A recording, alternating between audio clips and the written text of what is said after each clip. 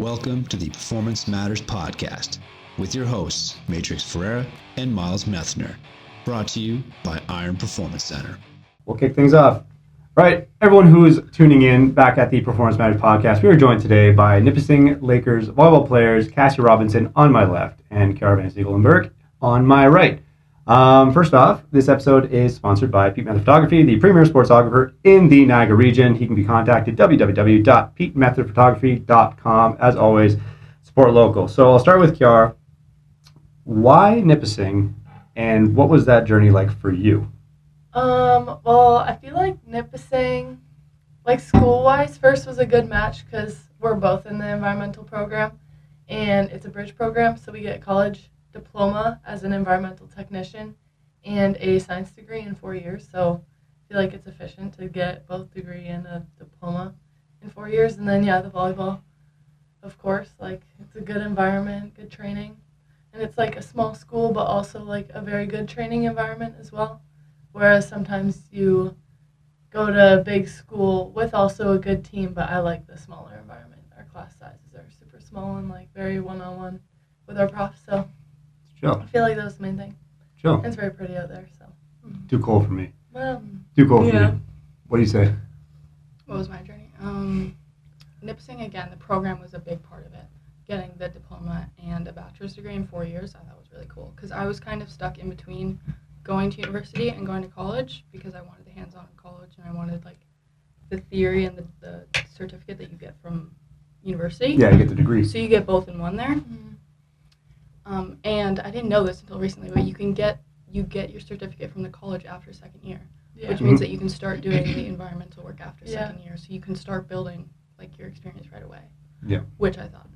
Yeah, was like pretty this cool. summer I could get a like field work job as an environmental technician, which is super cool. Yeah. And I think our coach did as well because he was in the same program. Yeah, no, it makes most sense. I think more people should consider the bridge as an option. I think they always kind of separate, like, you got to go to college or you have to go to university, right? Like, Mhm. and, you know, they have the whole prestigious aura, I guess you want to call it, of a degree. Yeah. But in reality, it's like the college route's actually, and plus the college associations, like the CCAA and in this place, the OCAA, like it's growing in the right direction, but I think I don't know where the recruiting process is like and how you kind of shift people from one end of the spectrum to the other, but I really do think it's a valid option, especially at West and everything else too, right? Mhm. So what was the recruiting process like for you, Kiara? We'll start with that. I would say it was more spontaneous for sure. Like I was at our fall classic of grade 12 and I saw Mark there, and that was just after there was like a university fair and I saw Nipissing, and then I kind of knew about the program and kind of what the school was like a little bit, and I saw him and I kind of just walked up to him, started talking, and then basically he was like, well, we'll keep in touch like after this tournament, get some highlights together, send them out to me, da-da-da-da. So then I did that, and then he sent out some times for an official visit. I went and watched their game, and then kept in touch a little bit more, kept talking, sent a little bit more highlights, and then, hopped on a Zoom call and then signed. It's pretty simple, but it was quick. Kind of last minute, but still worked. What about you? What was your recruiting process like? I didn't really know like super early that I wanted to play post-secondary, so like when I moved clubs to Defensa, it was almost like a culture shock. Like everyone's mindset went from like, oh, this is just like for fun, like we'll see where this takes me, whereas like at Defensa it was more of like, I want to play at the highest level I can play, and every girl had that mindset. Mhm. And it was like to be surrounded by that, I was like, is that something that I want? And then after practicing like my 17U year, I was like, okay, I think I want to kick this up a notch. Like I want to play at the highest level that I can. Mhm. And then started looking into options, thought about the States a little bit, thought about maybe going out east or out west.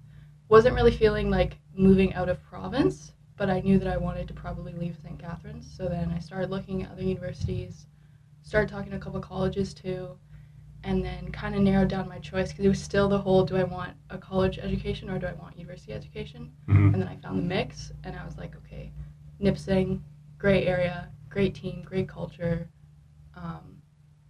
I think I reached out to Mark early September of my 18U year, And then I went up we had like a recruit weekend that we usually bring recruits up on, and they watch us play Humber.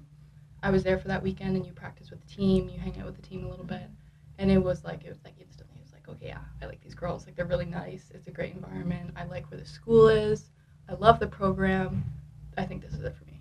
And then I signed like a couple weeks later. Very new. Yeah.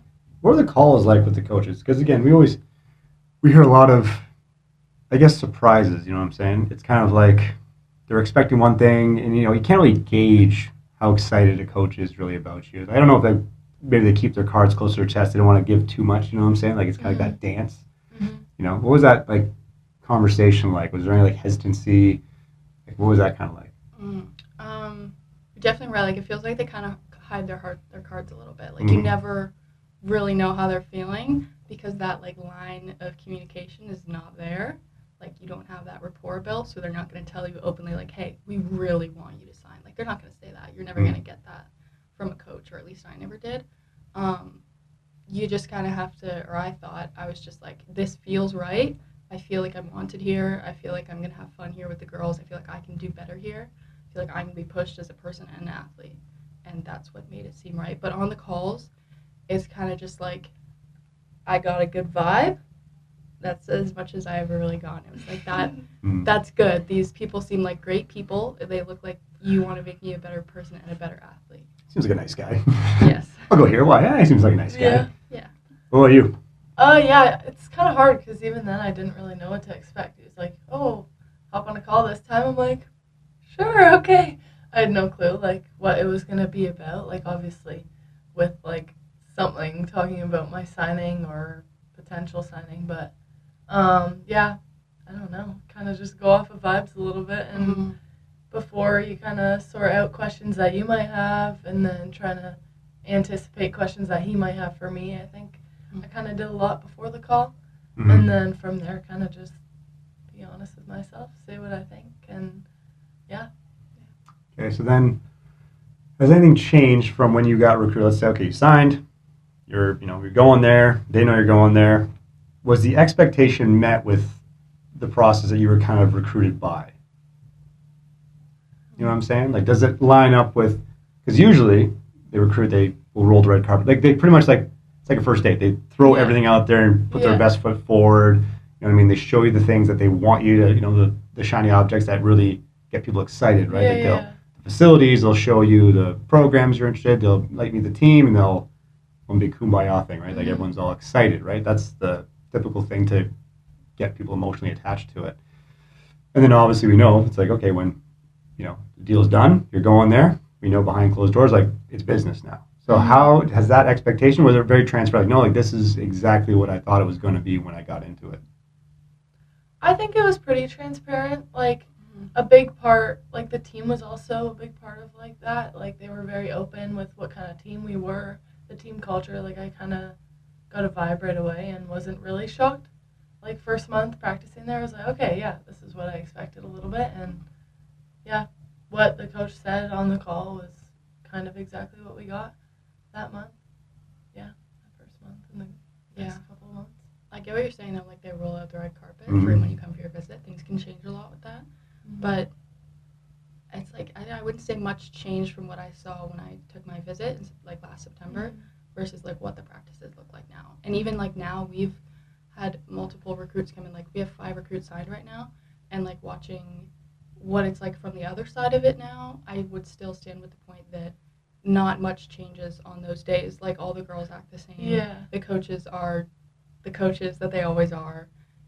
I'd say more like you're not going to come into a change and like into a team and change that culture. Like you have to adapt. And I'd say that was the hard part. Like coming from Defensa or just coming from any club into a different team where like you are the small fish in the big pond, like you're going to adapt to them. They're not going to change to you. So it's like changing to that environment. Like for me, it was a huge slowdown from like what my club culture was like. Like it's much slower, a lot more low key, and it's quality over quantity, which is just as important, I think. But it's a huge change. But I'd say that's where the change is. It was like for me personally, I don't think there was a lot of change from my visit to the practices. Interesting. It was a change from my club to university. Yeah, for sure. Interesting. Because now you can look at it the other side, being devil's advocate. If you're a program that's maybe not in the top 10, even in your conference, you're trying to recruit maybe a talent that will shift the dynamic, right? So essentially now it's the other side where the coach is trying to bring in players to kick the seniors out or like help them leave essentially so you can essentially rebuild the dynamic, right? So how do you see yourself fitting into the team now as you're going into your second year right now? You're in your second year and you're coming as a freshman. So you kind of you've gotten your freshman year out of the way. You've kind of gotten your first year of experience and now you're a second year. How has the communication been kind of like where your roles are? Because usually a coach will let you hopefully at least have an idea of where you stand, whether it's like, okay, you're going to start in rotation on third year. You're not going to start till your fourth year. You might earn a shot to start in your fourth year. Or like, again, if you're a hot shot recruit, you're coming out the gate playing games in your freshman year, right? So how has that dynamic been in terms of like knowing your role? It's been okay. Like we have meetings throughout our year, like our preseason meeting, halfway meeting, and then end of season meeting. And they do try show like some transparency on our role and where we are in that, which for me, I'm switching positions from left side to lib, and I only started that process in university. So right now it's just trying to develop as a lib because a lib is leaving. So they told me like next year expect some playing time, like you're gonna be the L2, L3, like be ready for that. But right now is a little bit more of a gray area because there's a lot of shifting within our team, and with injuries and stuff, it's harder for them to tell us and be clear with that because they're trying to figure out things. So that's kind of the conversation that I had with them, is that they are getting information to us as soon as they can. But yeah. Okay. What about you? I would say it's been really confusing sometimes, especially since there are 6 middles on our team this year. So on the travel weekends, only 4 of us travel, but in our one-on-one meetings that we have like preseason, the talk was basically like, we don't have an answer for you. Like there's no one who's on for sure. There's no one who's off for sure. It is just dependent on who's like what we need that day because you're all good at different things. And then every day it's like, am I playing? Am I not playing? And then I understand that on my side, I just want to know, like, I want to prepare. Am I going to be on that court? What do I need to make sure, like, what do I need to do to make sure I'm ready mentally and physically if I'm the one that's starting and playing? And then if I'm not playing, how do I help my teammates and how can I be the best on the bench? And it's like, I want to know what's going on, but at the same time, I see that there's so many moving parts on our court right now with having injuries, one of our fourth years was out at the very beginning of the season. That shifted a whole bunch of things that I think that our team is having difficulty adjusting to, which is totally fair. She was a huge part of our team, a key player. And we're still kind of learning how to build around that absence. So for the coaches, I think everyone's just trying to work together to find out what the puzzle pieces are. As much as I want to hope that, like, I want to know who those puzzle pieces are, it's just like you just got to take it one day at a time. And it's like, if I'm on, I'm on. If I'm off, I'm off. As tough as that is, like, that's all we can do because no one really knows at this point who it is. That's just not the typical university experience, though. Most universities have their starting 6 and that's it. And then they have like a leaderboard after that of who's going to sub in. And I would say like last year that was for sure more the case because we had, the fourth year was still like playing. She was our key left side, and the other left side amazing. Like we had our two middles came in this year, including you. So, which is great, but also that just gives them more players to choose from. So I think that last year it was more consistent. But with more players and a player down, that's what has stirred up the consistency of kind of like knowing who's going to be on the court and who's not. Yeah. So it's like the coaches can be as transparent as they can, but it's like they don't even know. Like nobody knows. Yeah, that's interesting. We've seen this lead to both positive and some might say negative outcomes. We had an athlete in the States, and she was recruited at a certain position, good at that position, and then the coach started putting her in different roles. And now it's like a double-edged sword. Like, you're trying to adapt, which is good. If you can adapt to multiple positions, right, you have more tools in your toolbox. At the same time, it's almost like you're a jack of all trades, but then you can't really master any of them. You don't really know where to be tactical when you have to. And then also the team chemistry around your new position. And so he was like flip-flopping back and forth to the point where she didn't really know where she stood at any point. Like, I don't even, like, you're probably going to play. You're going to be in rotation. You don't even know what position you're going to be in rotation in. You know what I mean? And then it led to like a whole like falling out of, this was just not, I don't know what to do. I don't know how to get better because I don't know what I'm getting better at, or if I should be getting better over here or over here. Like the finer details of that. You know what I'm saying? Yeah. So I think that's always a tough balancing act for any sport coach, right? You're adapting to the chaos of a season. Shit goes wrong. Injuries happen. You could recruit a bunch of people and say, okay, like I found my, second year I see this person doing this, and third year doing this, and then all of a sudden some new talent comes out that signs, or you might stop and say, shit, this might change my whole lineup just based on how good they are. You know what I mean? And then now how do you explain that to your third year, fourth year girls who are like put their time in, but the reality kicks in, is like, well, this person is just better. Like, it comes down to skill a little bit. It's wins and losses, right? Like, it's a wins and losses business. Like, their jobs, their salaries, their mortgages, they're not giving that up for anybody. It's I have to win, or the AD's going to be on my ass that we didn't move up in the rankings, or, and then people have to kind of make peace with the fact that, you did all the right things, you just weren't it. You know what I mean? Yeah. So I get both sides of the balancing act. So then what has changed from being at the club level and now being at the university level? You kind of touched on it a little bit with, like you said, it kind of felt slower by comparison to your club practices. So what exactly has changed? A little more detail. Coming from Defensa, so last year we practiced 3 days a week, 2 hours, so that's 6 hours a week. And then there was like a tournament like once a month or so. This year it's 5 days a week, lifting 3 days a week, which I lifted through last year too, but 5 days a week of practice, 2 hours. You're there 30 minutes early, 3 days of lifting. So now it's up to 4 right before we left. And then how many weekends have we had there? There's 5 game day weekends. 5 game day, which is out 10 of games. like, yeah. Yep. So it's a lot more time put into it, and it has to be quality time or you're not going to get the results. So it's just like, in a way, it can be very exhausting because you have to put the quality in if you want the results. And there's just a lot more time to it. Whereas like at Defensa, it was a lot less time, and it was just like go, go, go, go, go, go, go. Whereas like your time is laid out, you have more time, things are more focused, a lot less jumps per practice, and it's quality over quantity. And like I think each thing has its benefits. For me, the problem lately has been I feel like I'm not getting enough reps to really build in the muscle memory for everything. But that's just me coming from a go, go, go culture. So it's just two very different things, and I'm still learning how to find the in-between that helps me feel like I'm actually getting better. Because it's like I think there's a fine line there, and right now I'm like tiptoeing on it because I don't feel like I'm always getting better, but that's because I'm coming from the. Do you think you thrive better in a higher push environment compared to? Yes, that's just always what I've been used to. Even when I started playing volleyball in 8th grade at school, and I was coached by Ken Millen, and he's like a very hands-on feedback. Do this, do that, and shout out Kenny.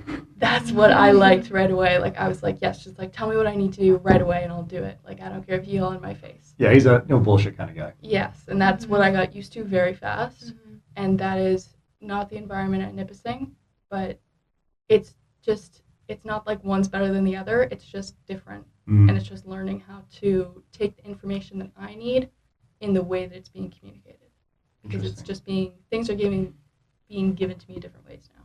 That's interesting, because usually people go to the environment of the team or the program, school side. They usually pick a program that matches the intensity at which they've kind of grown accustomed to, and they kind of assimilate more into that because that's what made them good. At least they think that's what made them really good. And not saying there's not a better way. There usually is, right? There's always going to be those small differences, but that's an interesting case that you went from a go that you thrive in, from your words, to something that's a little more slower. And now development, we're wondering where to go with development. I think that on the other hand, like as much as I want that go, if we're taking this volume of practice, we can't have that. Like that is not sustainable. Yeah. Unfortunately, as much as I like Especially that. since we have games like over 8 months. Oh yeah, it's a big difference. You're playing every week and every other weekend, traveling included. You have more practices in a week, so that all accounts for all those things. And there is a time where you'd rather have to pull someone back than have to kick them in the ass. 100% agree. I'd rather pull back a pit bull than have to kick a chihuahua in the ass to do something. So I'd rather do that. It's just always different because usually people assimilate with something that's like very familiar, like, you know what I mean? Like there's like tough coaches and tough people. So if you're like if you're like that type of person, you usually resonate really well with them. If you're on the same wavelength, and usually if you don't, it's just like oil and water. You just, as good as you are, as good as you can be, that might just not be the place that's gonna for a person to take you there, because the communication, how you get there, is not really like the style that you're accustomed to, right? That's always different though. That's always different with everybody, and it's good to get a diversity of things, because you'll never know what you don't know. Like maybe that's actually the best thing for you. So slow things down, be more technical, quality on these things, and then if that raises the needle for it, like shit, well then actually this does work for me. It's better. You know what I'm saying? Yeah. What about you? I would say it was for sure different than Cassie. I played for Mountain Volleyball Club, and then prior to, I played for Rapids, so I switched clubs 18U year, and I would say a lot of my coaching was, how do I say it, more softer for sure, just similar to Nipissing a little bit, where it's not like yelling or like that kind of, not hostile environment, but it's for sure different. And say high energy. Yes. We'll say high energy. Yeah. So that was, in that case, like a little bit smoother going from my coaches to Nipissing coaches. It felt very natural, and I didn't have to adapt too much. What I did find different though was the expectations, which is totally understandable, right? Yeah. You go from There's more at stake. higher caliber team. But yeah, I like showing up to practice like half an hour before, and if we don't, we're running. If even like team events, if we don't show up on time, like we're running. There's so many things in line and expectations that are set, but I think that's what makes a great team too, because we're always doing things together. We're showing up on this time, we're doing that, so everything is consistent. And and I think that I wanted that in club, but it wasn't realistic to want that in club, because not all girls wanted to play post-secondary too. So some girls were there to just like, oh, I'm just having fun, going to practice, whatever. And some of us were like, okay, like I want to. It really is different. Yeah, it really is different. It is. Yeah. Whereas like that's why I switched clubs too. But even then at MVC, it was still like, well, I wanna go and play at the next level. Help me get there. Yeah, right. Care as much as I do. It was kind of just pulling for straws a little bit. Yeah. But once I got to Nipissing, then I was like, okay, yeah, like these rules are set for our team culture, and we have this in place for accountability, and we do this for that. And I was like, wow, like I love this, because it's just like step-by-step guidelines around our team, which kind of like keeps everything consistent, keeps everyone accountable, which I thought was really missing in club. I found, I find, again, we've training high school athletes, youth athletes, university, and then pros. Believe it or not, the guardrails get wider as you go, because when you get to the higher levels, they're bringing you on to do a job, to get an outcome.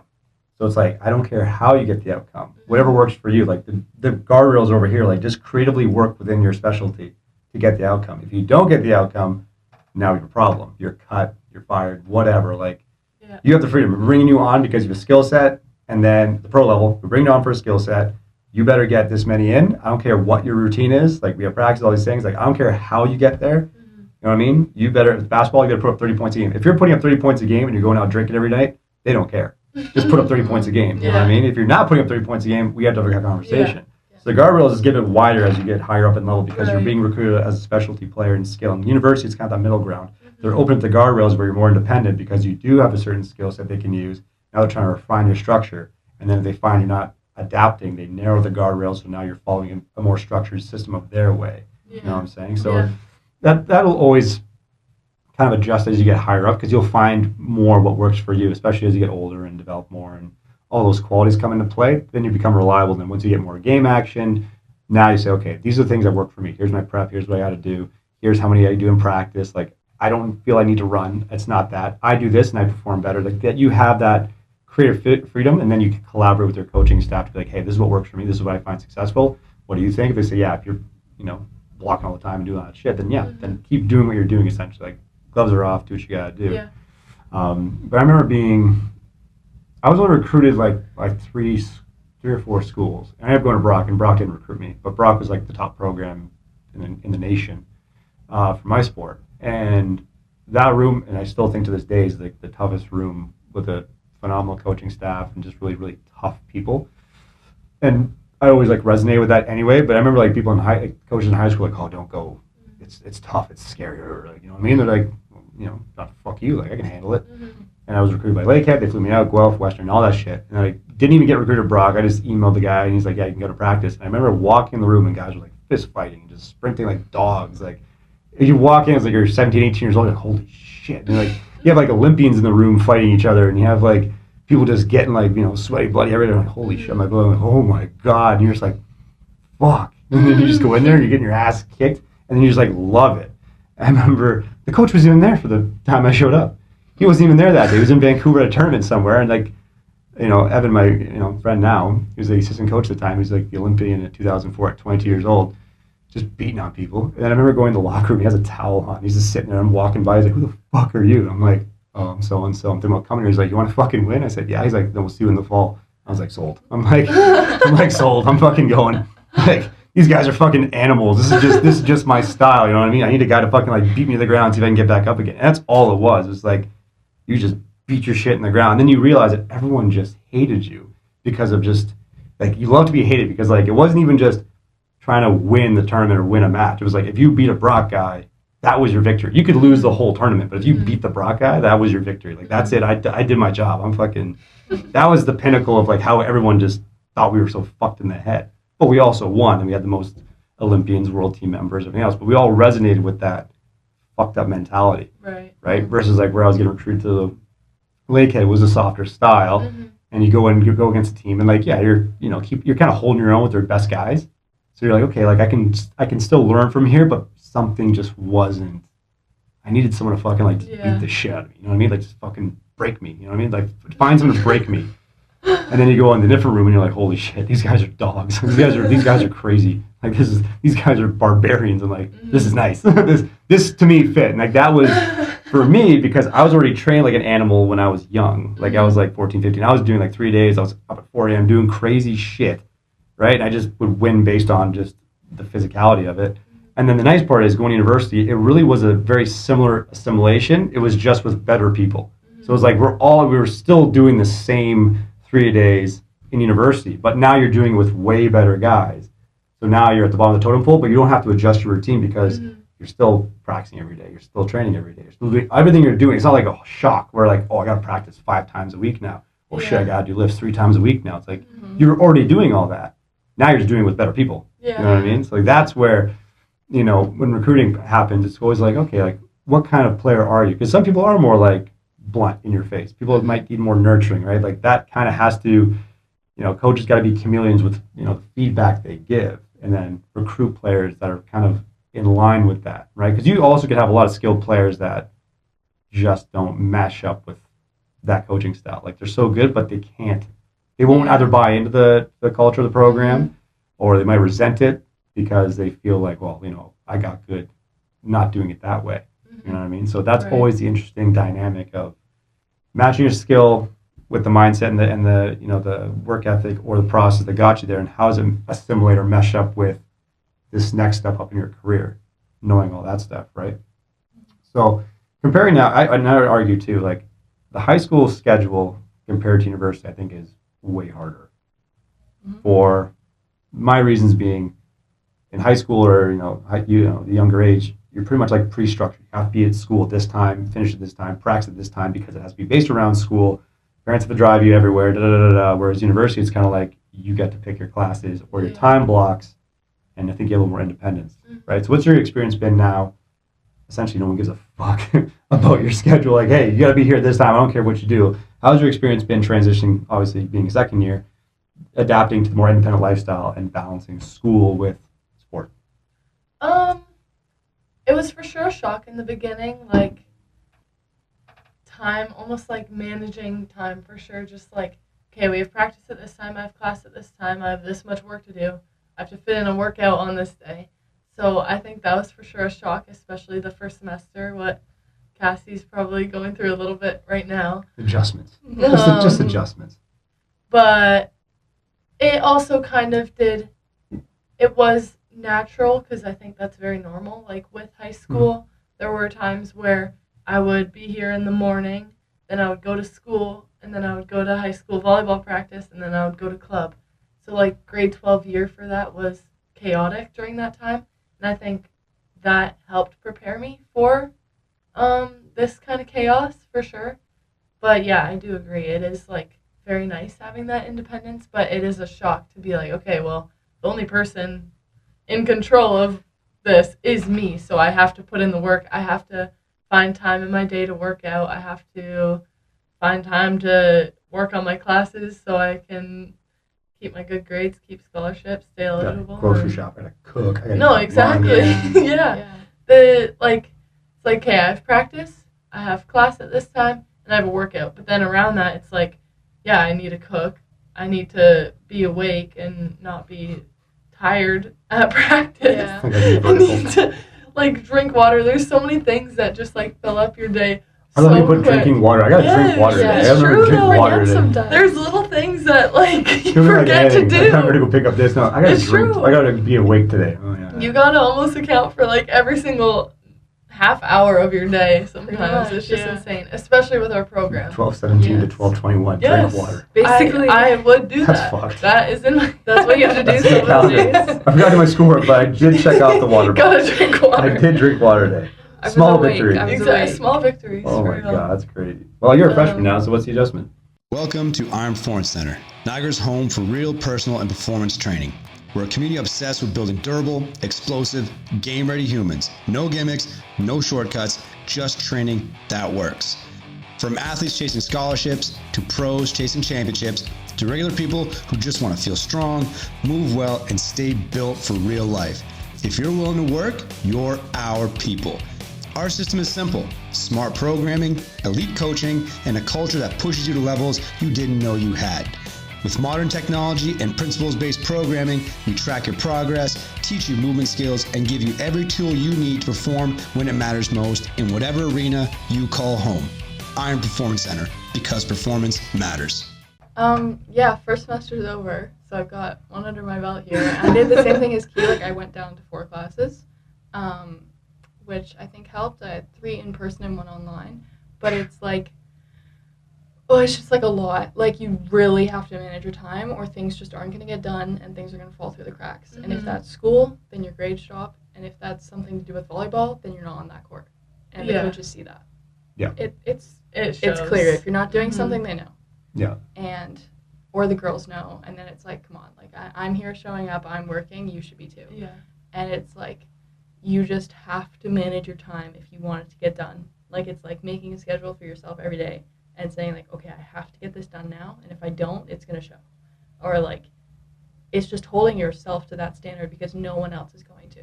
Mm-hmm. And it was, I think like I agree, like coming from grade 12, like my grade 12 year was hectic.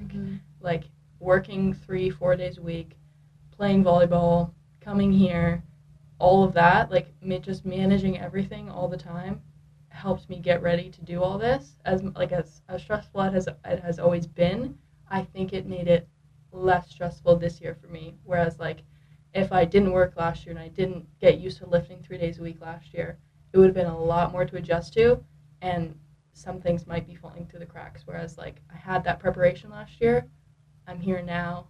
It's manageable. It's a lot, but it's possible. Mm-hmm. Whereas like I think some people weren't didn't have the opportunity to be like set up that well, and just like have that structure kind of provided for them. Whereas like I have this place to come to. I had iron. I had a job in high school. Whereas like not everyone did that, and I think it was great for me to get ready to do all this because it like I already kind of knew how to manage my time. It's just like I'm at the next level now, if that makes sense. Yeah. Well, it's the assimilation, right? You're trying to make something that's foreign as familiar as possible, so it's not a huge shock. Because we've seen kids, again, just kind of stick to the routine in high school, and then when they get to university, they're fucked, like royally fucked. Not because they're not skilled. It's because just the density has increased across. It's like dosed across the week now. So it could be the same number of hours of practice you want to say, but it's just spread out more across the week, and literally nobody gives a fuck. And not to say they don't care. It's just like you're an adult now. Profs don't care. Like you have a student ID number, and that's what they mark your exam based on, right? You have your syllabus. You know exactly when shit's supposed to be submitted. They don't care when, as long as it hits that deadline at 11:59 p.m., they don't care how it gets done as long as it's in their inbox at a certain time. They're not going to follow up with you. They're not going to remind you. As soon as class starts, here's your syllabus. These are the dates. Here's the percentage based. Here's the projects. You have until exam time to get these things done. If you don't, hey, well, it's on you. And same thing in practice. Like, you're not showing up at practice. No one's going to fucking be chasing you down too much. It's like next man up. But that's the reality. It's not personal. It's, are you preparing yourself for what that looks like? I think that's a big issue too, is the transparency and just being in that environment. That's why, if you're getting recruited, it's like, go watch a practice. Like, if you have the opportunity to spend a couple days, go watch, like, how they train, go watch what their schooling looks like, look at their timetable, like, what's their day in the life look like? And then I would encourage, too, is, like, parents talk to the parents of university athletes. You know what you're setting your kid up for. Because otherwise, like, you can be the best stud in high school, and the minute you get to university, you get chewed up and spit out, and coaches don't care.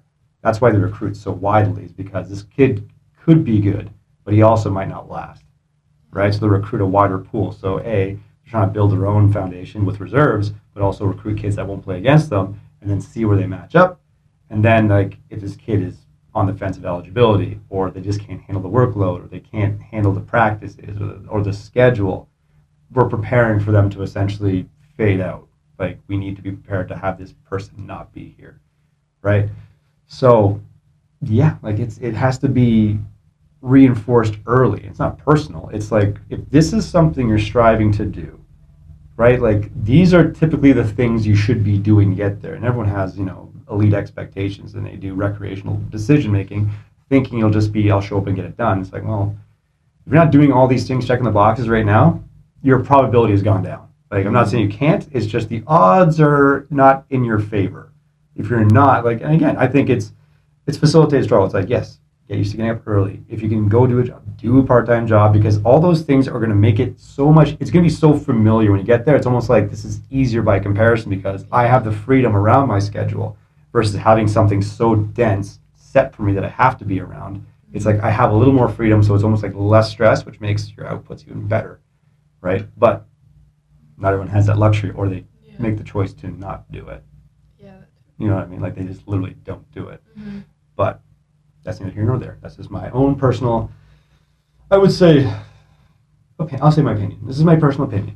So any high school kids, it's just like, set yourself up for facilitated struggle. And don't just have, just say, I want to go to university, or I want to do this. It's like, if you do, then manage expectations. Because if you're going to want to strive for post-secondary athletics, and it could do some incredible things, I would encourage anybody who has any level of skill. It's like, the game's going to use you. You might as well use the game. If it can get any sort of tuition covered, you can travel, you'll network, you'll really find out if your skills are as good as you say they are, or think they are, right? And you get to go to an institution and study something that might be of interest to you, and get a degree at the end of the 4 or 5 years you decide to be there. So it's like, yeah, strive for it, because if you're striving for that level, your practices and performances naturally kind of start to narrow towards what that actually looks like, right? It's like, if I'm striving for the Olympics, I'm preparing everything I'm doing for the Olympics. And then, like, the OUA and the Seattle U Sport, OUA, U Sport are now stepping stones on the path to being Olympian. So you're essentially training, preparing, and acting accordingly as if you're going to the Olympics. And by default, you'll naturally be better at these things, because all these are stepping stones to what the Olympics look like, versus, like, I'm just trying to peak. At high school, it's like, well, then you're going to train like you peaked in high school, because you might have already peaked in high school. You're not, like, this is as good as you're going to get. There's no reason to change. Versus if you have an aspiration, which goes back to your practicing situation, right? Like, the more girls on your team that have post-secondary aspirations will naturally be better, because they train, act, and conduct themselves accordingly, as if they're going to post-secondary, even if they don't get it. they still did the process as if they were, versus this is just fun. It's nice to be here. And you're like, I'm not trying to just be here. I'm trying to do something that hasn't been done. I'm trying to win the OVA or place top 5, and then, you know, have recruiting options, and then win be a part of an OUA winning team or top 3 or something. Like, you need to have a North Star that's kind of on the same trajectory as your aspirations, and then everything just kind of lines up around it. You know, versus the whole just exist and show up, check the box, and say, well, I'm in university now. It's like, okay, well, and we've seen that too. We've seen like really good kids, like football being an example, like there's such studs coming out, and then all of a sudden they go, you know, they roll the red carpet out, you know, yeah, I'm going to whatever, Western, I'm going to Guelph, I'm going to UBC, whatever the hell it is. Okay, great. And all of a sudden they get there and they just get chewed up and spit out. They either get cut or they quit because they can't handle it. Because no one prepared them for what it really is. No one was honest enough to say, listen, like, this is what's going to happen. It is ugly. Like, there is a dark underbelly of college sports, university sports, that no one, they kind of dance around it, you know what I mean? Because they're not really afraid of scaring people, but it's like a reality. It's like, there's going to be days of making a decision, like, you're going to be hurt, you're going to be sick, you're going to be stressed, things are going to happen. At the end of the day, the whistle's going to blow at 6 o'clock on Saturday, and you're either there or you're not there. What do you want to do? And then if you're not there, next man up. Yeah. That's the reality, because again, now you're talking wins. Because now Coach University, they're hired to coach. Yeah. And they're not giving up, like I said earlier, they're not going to give up their house, their mortgage, their wife, or anything else, their lifestyle, for anybody, because that is their job. Like, that goes for any post-secondary coach. Like, they're hired to bring wins to an institution. Otherwise, the AD is going to be like, next man up. Right? So there's a pecking order to it. But then what advice would you have, I guess on that nice, you know, positive note, what advice would you give to, let's say, 15, 16, or 17U athletes at this age in terms of preparing for university, but also the recruiting process in general, knowing what you know now? I would say what I regret, to be honest, is not researching it early enough. Because I always knew I wanted to go to university. But honestly, I started my research like maybe late grade 11, which then that's when I kind of realized, oh shit, like this kind of takes a little bit to get recruited. It's not just like you stumble. I gotta connect with people. Yeah, I'm like shit.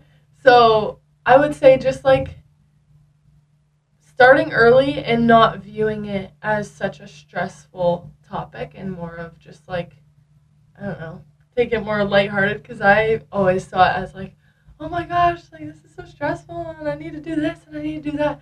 But really it can be a fun process because you're doing what you love. You're playing volleyball, you're, I don't know, talking to people, getting to know more people, getting to know yourself. So I think just keeping an open mind, and if you see a coach, it doesn't matter, they're also a person, just go up and talk to them, and just keeping your options open and researching what you want to do, what you don't want to do from the get-go, so you also don't end up in the wrong place where you don't like what you're doing. Because sometimes I think maybe like an offer will open up and then people will be like, oh my gosh, I'm going. And then if they don't like school, then you're going to get a degree in something that you're We're not eligible because you don't like classes. Yeah, exactly. You don't show up and then does nothing. So, yeah, I think that would be my biggest advice. Yeah, I agree. I wish that I started doing stuff earlier too, but it was still like before 17U, never even occurred to me. Like playing after high school, it wasn't even a thought in my mind. And then it was like, oh, maybe that's something I want to do. And then by end of grade 11, it's like, I should really get going on this. Like this takes time. I need to know what I want to do here. Yeah. The more I thought about it, the more I almost like procrastinated it because it stressed me out. So I think just like starting early and not viewing it as a crazy stressful thing. Yeah. I think most of the stress for me too also came from like I didn't want to go somewhere where I was never going to get the chance to touch the court. Was like a big thing. I didn't want to go somewhere and be like, am I ever actually going to play here? Like that was probably one of my biggest fears. And I think it's like, I wish that I just had a little bit more trust in myself that like, I'm a hard worker, I'll figure it out, I'll get on that court eventually. Like I wish I had a little bit more trust in myself that like where I go, I have to trust that I was brought there for a reason. Yeah. I can play up to that level. I think that's a big part as well, for sure. That's big. I mean, you got to, sounds fucking corny as shit, but you do have to bet on yourself. Yeah. I mean, my own experience, like, I wasn't recruited. I literally walked onto the team. He didn't even sit in my corner. He only sat, like, the first tournament. He didn't sit in my corner for any of my matches. He only sat in my corner when I made the finals as a freshman. Then he sat in my corner. But then he realized, okay, he can. Then I broke the varsity lineup for the OUA my freshman year as a walk-on. I got bronze as a freshman. I went to CIs. I got fourth as a freshman. So it's like, really, it wasn't like I didn't care. It was more just like, I don't care if he doesn't know who I am. I have to earn the right to be on this lineup because it's a bunch of studs. You know what I mean? Like, you have to be that guy. But yeah, like, you do have to like, trust in your own ability and the fact that you give yourself a runway to grow into the role that you're trying to play. You know what I mean? That's interesting too, because then you wish you started earlier. So then this is the debate that usually comes up, is because like, coaches are technically allowed to talk to you at the end of your grade 10 year. You know what I mean? So knowing that, you would think that the club level would start having their best teams essentially post-secondary bound players being selected for the team, even if they're very young, like grade 9 is young. But it's like, if that's kind of the timeline, knowing now, you're like, well, I wish I kind of got started earlier. It's like, well, what was the preparation like at 15U or 16U? Like, were you surrounded by athletes on the team that had those goals at that earlier age? Or, you know what I mean? Because usually, like, anywhere else in the world for any sport, they have academies. Like, they're recruiting at like 7 or 8 years old and plucking you into things. And there's a double-edged sword to that, because now you can burn out really early and resent the sport. You know what I mean? And some sports peak earlier than later years. You know what I mean? Like, gymnastics is a very early peaking age, just based on the sport. Like, bobsled and everything else is like later years. You know what I mean? Like, all these sports have different like peaking windows based on the history of sport. But volleyball's prime is kind of like you're in your early 20s, mid 20s, right? Maybe late 20s if you're, you know, on the senior team for long enough. But they're recruiting you at like 15 or 16 years of age, right? So, like, do you think we should develop A teams with post-secondary expectations at an earlier age?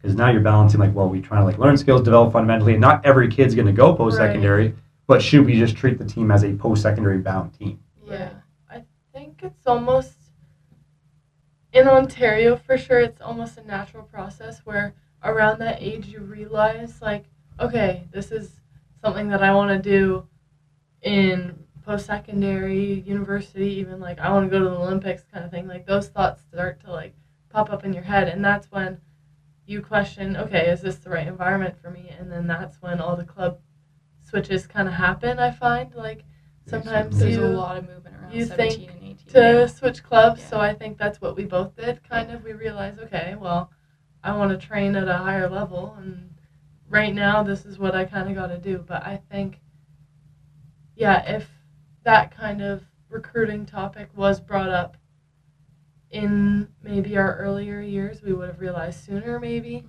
But it kind of comes down to, like, what girls on your team want to do that and what girls don't, because it's also fair to play a sport just because you love it, and then it just fizzles out too, so that's okay. It's not a bad thing, but I think that's where the people who want to go further will just switch clubs, and from those clubs that see more visibility from university coaches, that's kind of how the recruiting happens in the OUA.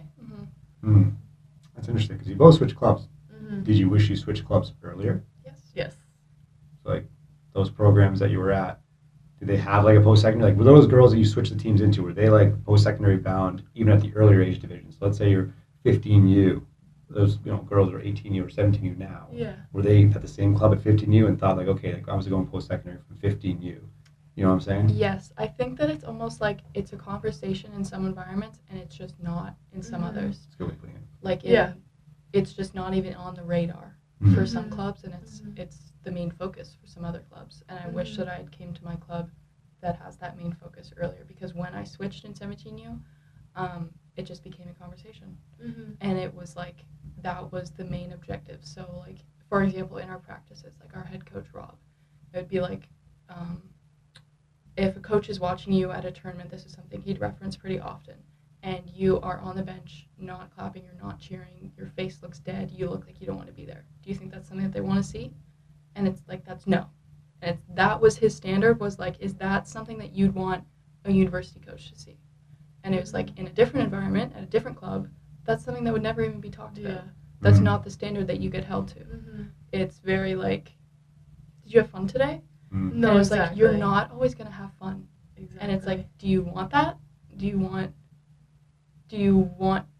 in a sense, it's like, do you just want to be better or do you just want to have fun? Mm-hmm. And it's like being very honest with yourself. Like, do you want that Yeah. or do you not? Yeah.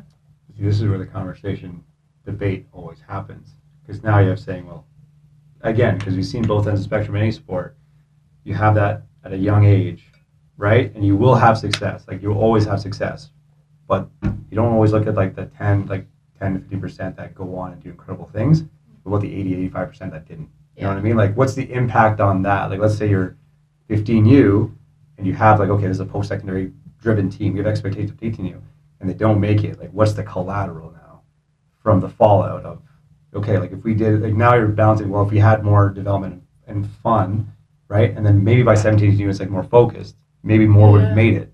Yeah. But you can't always, it's all hypotheticals and skepticism. But that's kind of the balancing act. I think most coaches at a younger age, and I would argue that I think the high school age is the hardest age to coach. If you can coach really well and have a pretty high success rate of university-bound athletes from a young age up, then you could coach at the OUA level because it's the same thing. You're good at developing athletes, and now you have a little more freedom to just hone skill sets, like almost like fine-tune the machine that's already been built. Mm-hmm. Yeah. You know what I mean? But that's always the conversation because there has to be an honest conversation. Like if you're a part of this club, like if you start 15, like you're on the A team of this club, like you love volleyball to the point where you're going to take it somewhere, and there has to be a reason. As long as expectations are clear, transparently, there's not going to be things that are going to be fun anymore. You know what I mean? And that's kind of the fucked up part of just high level sport. Like you beat the shit out of yourself. Practices aren't supposed to be fun. They rarely were fun for me anyway. Like there was never a point I can't wait to get my fucking neck cranked today or headbutt somebody and fucking get thrown to a wall. But it was always like that fleeting feeling of like I'm doing this. Like there's something just makes you just keep showing up and doing it. But then you realize when you win a national title, no one can take that from you. Like that is like you did that. No one can take that from you. Like less than the 1% of people ever get to experience a national title or provincial title. You know what I mean? To claim that, and that whole fleeting thing just gets absorbed, and then all of a sudden it's like, okay, next day I got to do it all over again, right?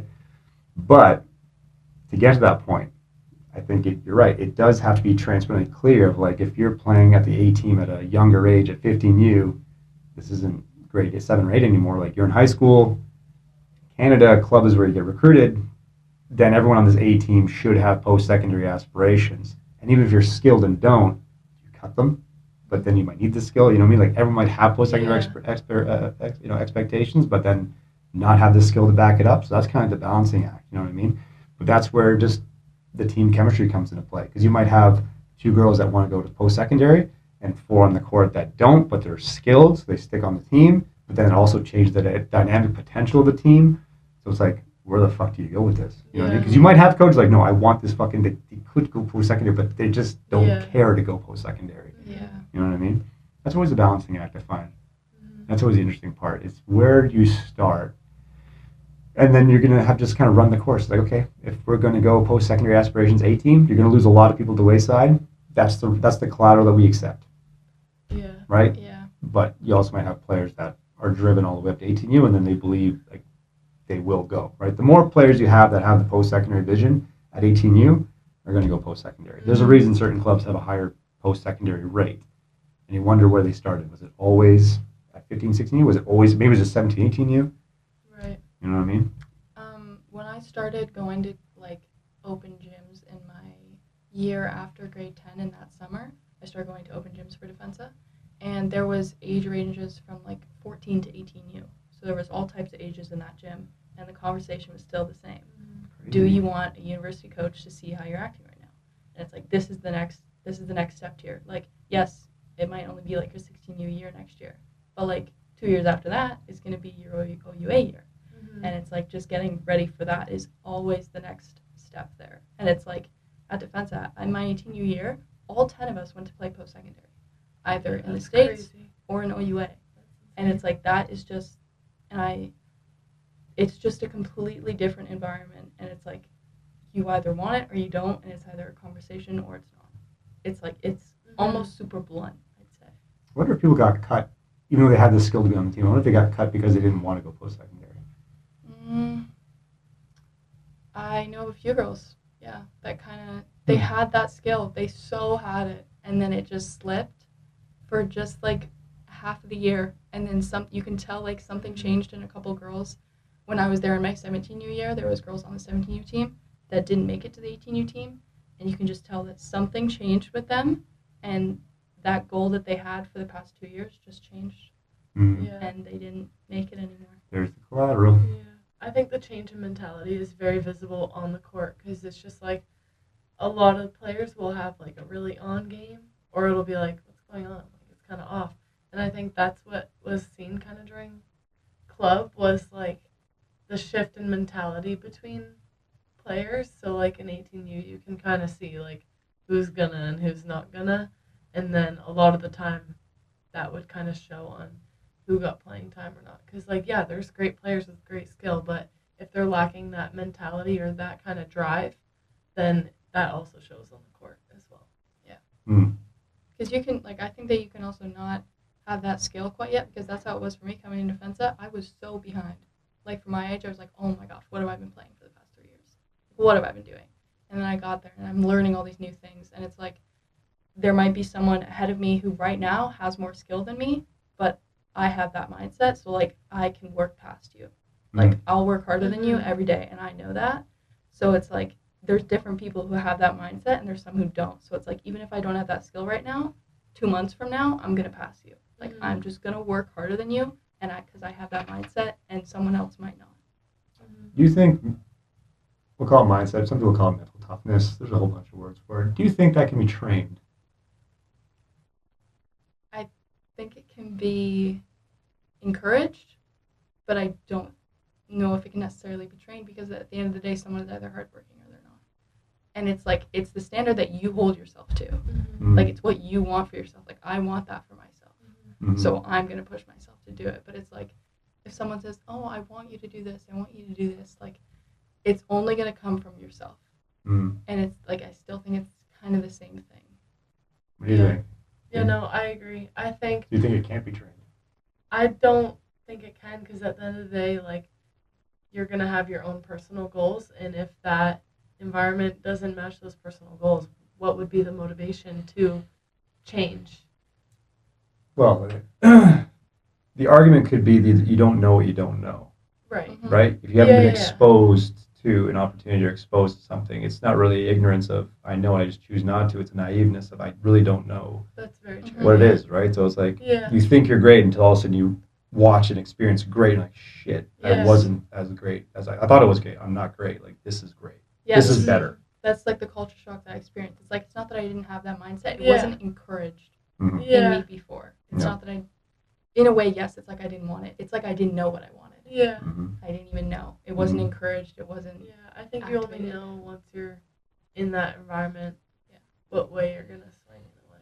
Well, this is where the tough conversations and the collateral comes from because now it's the transparency and the honesty of like, you're striving for these things or you say you want these things or whatever whimsical thing you want. These are the boxes that have to be checked and this is what it looks like. You know what I mean? Like, there is a very big bluntness to it. It's like you need to facilitate a struggle and be exposed to the environment. Like I think mental toughness, I don't fucking know. People have a word for it nowadays. I don't know if it's liberal or something else, but whatever you want to call it. It's and we've seen this across a number of, even in science and shit. It's facilitated struggle, and the earlier that you're exposed to facilitated struggle, to make mistakes with the freedom to have feedback and not be penalized by it, you're more likely to figure solutions out, and then you'll look for a challenge as an opportunity versus like an obstacle or something that is something I don't want to pursue because it's hard, right? You essentially have to be like facilitated in a struggling environment. You know what I mean? It's almost like your parents saying, yeah, we're not going to, if you want something, you have to go buy it. You know what I mean? Like they're not going to let you starve or die, but like they're going to make you earn something for yourself. So you have to now figure out on a small scale, like, okay, I have to go work for something, right? So it's not like they're going to say, well, you have to pay for rent. It's like, no, like you just have to go earn something for yourself and figure it out. Then you figure it out and you're like, okay, I am capable of figuring this out. Then you ask yourself, are you curious? What else am I capable of doing? If I can do that, what else can I do? That's usually how it steps after, typically, right? Like, hey, you did that, great. What else can you do? Let's find out. Like, are you curious enough to find out what you're really capable of doing in a certain realm, right? And hone your skill to advance it, right? And then being around the people that essentially, encourage the habits that lead to quote unquote success, but then disregarding those that co-sign bad behavior. When I say bad behavior, we've said this before, co-signing bad behavior is enabling. Like, it's okay, it's hard, you're feeling sick, you're feeling that way. They're essentially rationalizing why you can't do something to make you feel good about your decision, whatever that decision is. You know what I mean? So it's like, it's okay to say that that was not okay. That was not good. I'm not saying just shit sandwich someone. I'm saying like, that wasn't good. Here's what we need to do. Go. Right? You're not co-signing on like, oh, I have a lot of homework. I can't, I gotta miss practice. I have to study. No, that is not okay. You know what I mean? Like, hey, I want to go secondary. Well, you didn't wake up this early. It's like, that's not okay then. Like, I'm not going to, if you say you want this thing, we have to facilitate struggle to get closer to the thing so you can figure out how to get to the thing. You can't just handhold someone, right? So I think mental toughness can be honed, right? But it also comes down to the environment which is honing you. Because again, you have to be exposed to struggle in a certain environment for a certain duration of time to actually find out what you're capable of doing versus words and then actions not lining up with the expectation. And that's where people fall through. They're told, hey, yeah, you could play post-secondary. Okay, I can play post-secondary. Yeah, but not what you're doing now. You could play or have the potential to play. But again, and you probably heard me right before, potential unproven doesn't exist. It's like a stock market. It doesn't exist, right? It's nothing real. Your potential hasn't been proven yet. You haven't done that. You haven't done anything. You could. You're trajected to go that way if you level up in this realm, but you're not there yet. You know what I'm saying? So it's like, are we facilitating struggle and not co-signing or enabling bad behaviors to help them get closer to their aspiration or what they say to be their aspiration, right? Because then you're going to find out through the things that aren't fun, like, are you truly dedicated to the thing you're chasing? And that's where the mental toughness comes in. Like, how much are you willing to suffer? Not just I didn't go out with my friends on Friday. Like, that's part of it. But like, how much are you willing to suffer? Like, you probably, if you ever want to listen to our podcast with Evan McDonald, 2004 Olympian, like the hardest working guy to this day, the hardest working guy I've ever met. Like, he is a savage, and now he's a successful business guy, but he's savage in that too. And the only reason he's savage is because he went to the Olympics at 22 years old. He was a dog at practice. He has neck surgery, and then he wasn't supposed to do something for months. And then 3 months after having his cervical spine fused together, he goes out and wins the nationals, goes to the worlds on a whim. But he's just so hardwired different. But he also came from a very strict family of like, his brother was in the CFL. Like, work was everything. He had to like work for everything. He wasn't even the most skilled athlete. He was just so fit. He controlled the one thing he could control, which is how physical he wanted to be. He wasn't the tallest. He wasn't the strongest at the time. Sorry, he wasn't the most skilled at the time. He didn't have the most finesseful moves for the sport. He would just outwork people that he would outlast them because that's the one faucet he can control, and he just thrived in. He's like, you might be good in the first 2 minutes. You're not going to last with me the next 6 minutes. And he would just wear on people. And that's how he trained. That's how he practiced. That's how he thought. He's like, at some point, I'm going to work harder longer. My chances of success are better now because of that. You know what I mean? But that was his mindset. He would not falter on his accountability, and if you were training with him, he would not let you drop below his standard of expectation, which led to all of us. You were having that same expectation. But that was the environment that was facilitated for us. And he also achieved incredible things, and he runs businesses now, same savage mindset. He's taking the calls when people won't. He's going out and doing the things that people won't do. He's doing all the things that people just choose not to do because it's uncomfortable or weird or different. And he's just doing it, but he's been facilitated in an environment that encourages that and doesn't enable anything otherwise. You know what I mean? Yes. So it is like a twofold part, in my opinion, of like the mental side of sport. You know what I mean? And I don't like I don't believe in that fluffy shit. It doesn't, again, it's just not my personality. It doesn't really resonate with me because that's not what I'm used to either. But I can understand there's a time to push and time to pull. Like, you have to really like know the person a little bit more to kind of figure out where their guardrails are. But that doesn't substitute the fact that there has to be a certain amount of honesty and transparency and facilitated struggle to be like, what do you want to do? Like, this is the situation. What do you want to do? Do you care enough? You're going to be very uncomfortable doing this. It's going to hurt. It's going to hurt physically. It's going to hurt mentally. It's going to take a stress on your head. You're going to be saying no to people. You're going to miss certain things in life. But then are you going to be okay? Are you going to be okay making peace with that? And that was a question I asked them too. I'm like, do you have any regrets? Like, you missed weddings, funerals. You weren't there for families. You literally like lost friends. He's like, yeah. He's like, that's part of it. How bad did you want it? It's a part of it. You can't all be elite. It's like the whole point of sacrifice is not just a word to make like perseverance, toughness, discipline. Yeah. We're gonna sacrifice to be good. It's like that's the underbelly we talked about. Yeah. Like do you understand what you're sacrificing? Like you're sacrificing your health, your body. Like, no one said jumping 300-400 times a day was good for you. Mm-hmm. You know what I mean? Like no one goes in a boxing match and says punching somebody is good for my health. No, it's sport. There are a lot of good benefits that come from sport, but the actual sport itself is not healthy by default. Yeah. So you're beating the shit out of yourself, right? Day in and day out. Mentally, you're balancing all these other things. You're saying no to certain things that maybe most people your age get to experience, but you're making a choice. It's literally just a choice of like, I'm choosing this because I'm so selfishly focused on this one thing because you're curious. I would say you're curious now because you're so far in the weeds of, you know, you're overcoming these opportunities, like challenges. You're like, okay, what else am I capable of doing? You're essentially trying to find the truth every time. I show up. Can I do what I say I'm going to do? I'm a university athlete. Can I be as good as I think I am or think I could be? Because that's that potential improvement thing. Yeah, you're on the team now, but are you like the best on the team? You know what I mean? Like, yeah, we won this against this team. Are we going to win the whole thing? Like, what else can we do? If we say we're as good or, you know, saying all the things that we think we are, can we prove it? Like, let's go find out the truth. How hard are we willing to work to find the truth? Or are we just saying we want to find out the truth and then just doing things that don't match up with it? Mm-hmm. But it really comes down to the facilitated environment that you're struggling in and who's around you that's either going to co-sign on bad behavior or allow you to figure it out. Yeah. But that's my TED Talk. That's my tangent. Yeah. You know what I mean? I get that. It's valid. But again, more coaches and parents have to have that conversation, in my opinion. I think we see a lot of parents that just believe so-and-so is going to be the next NHL star, but they're 11, they're 12, or whatever. Yep. But they're not doing the habits that they're going to be expected to do at that level. They're not checking the boxes that most are doing at that level. Yeah. You know what I mean? They're not actually doing any of those things. Those are conversations. You know what I mean? And you have to make peace with the expectation. It's okay if you don't want to go there. That's completely fine.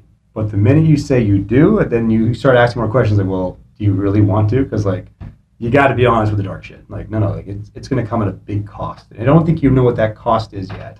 Yeah. You haven't really experienced it. Even you guys are young. You haven't, like, seen the cost. And when you get to your fourth year, then now you're on a clock because your eligibility comes to the end. Now you're starting to wonder, like, are you getting everything you thought you'd get out of it? Because now you're going to start to have that fleeting feeling again, right? Those are yet to come, right? So, you know, the deeper you get in the weeds, you start to think funny things. But again, it's like, what is your North Star? Like, what is the North Star for y'all? Like, what are you trying to do to get there? And are you going to be able to make peace with everything that happened along the way to get closer to it? Like, I never made the Olympics, but that was my aspiration. I went to the trials, top 10, and I lost. Retired, made peace with it. I wasn't as good as I thought I was. Doesn't disregard everything I got along the way, multiple national championships, whatever, like multiple things, right? Doesn't disregard all that, but just didn't get the vision. But doesn't disregard the vision and the process that led to whatever pinnacle you reached. But you have to make peace with what wasn't and what you gave up to get it. Yeah. Right? Like, that's just the reality of it. I don't think most people are aware of it. They say they are. They don't know that yet. Yeah. Anyway. Any parting words of wisdom for young athletes coming up in the system? Any final thoughts? What's your Starbucks order? What's my Starbucks order? Chai latte. No. I get an iced shaken espresso with vanilla sweet cream cold foam. There you go. Same thing? I don't go to Starbucks. I have no idea. Thank God. Black coffee. You know what? I've been drinking more coffee lately, though. Like Tim's 2 milk. So I'm proud You'll of get myself. down to 1, then you'll go black straight on. Yeah, on lazy days, maybe, if I'm lucky. Literally the only reason I switched to black coffee, it was like coffee with 1 milk, and then Miles joined the team. And he saw me put like a shot of milk in my coffee. He's like, "What's the matter with you?" He's like, I think he said something crazy, and then he chirped me for not being strong. He's like, "That's why you're not strong enough." And I was like, "Fuck you." So I started drinking black coffee. It literally was just a peer pressure moment of like, I have to drink black coffee now. Now I just can't drink with milk because it tastes like shit. So it's like, black coffee is just the way to go. You know what I mean? But I think it's a natural thing in university. You start, you know, if you could siphon the shit in your veins in class, like I would drink, you know, on a hard day, you have a black coffee or something like that with a shot of espresso with a red eye, you know, for the long days, you know, start to see, you know, vibrate a little bit, see sounds. But I think it's a normal thing. I know guys were like fucking chugging coffee before practice just to fucking function. You know what I mean? But it was just different. But Do what you gotta do, I guess. Yeah. Any parting words of wisdom? I'm trying to think. I don't know. I would just say like always. It's so basic, but I think it's still something to think about every day. Just trying to be the best version of yourself every day. Yeah. You can always just try to get a little bit better at everything every day. Yeah. Every choice. That's all I got. It's super basic, but I don't know. I still think about it pretty often. Like if I'm, even with schoolwork, it's like, how can I just do this a little bit better? Yeah. How can I learn a little bit better? Like what's going to make me a little bit better every day? It's very nice, like, soft way of saying it, eh? It's very It nice. is kind of. Be your best self every day. It's true. It's a very soft I way of think saying it. one of my favorite things, kind of like I repeat to myself kind of daily, is that pressure is privilege. Like when you feel that pressure, that's how you kind of know you're in the right environment and you're doing the right things to make yourself a better person. Because if you didn't feel that kind of pressure, then you wouldn't really be working towards your best self in a way. Yeah. Kind of the same thing facilitated struggle. That Yeah, you're talking about. It's the same be where your pressures. feet are, right? Like, it's a privileged problem to have. Yeah. You're going to privilege Exactly. the life you chose and the things you have at your disposal are privileged problems. People want those problems that don't have anything, that they want to play volleyball and they're just not good enough. Yeah. It's a privileged problem to have. I think that, you know, kind of centering, if you will, can make a big difference. No, that's good. That's a good way to kind of put a bow on it, I guess. So Yeah. there you go. It wasn't so There you bad. That was chill. That's so Yeah. That was chill. All right, folks. This is the Performance Matters podcast. We are on Apple. We're on Spotify. We're on YouTube. Like, follow, share, and of course, there are two types of people in the world. There are subscribers and non-subscribers. So you might as well be with the cool kids and subscribe and just hear us go on tangents every week and just see a lot of cool shit. And then you get to see my ugly mug on a regular basis as well, which is always helpful. Okay, tuning out. Till next time.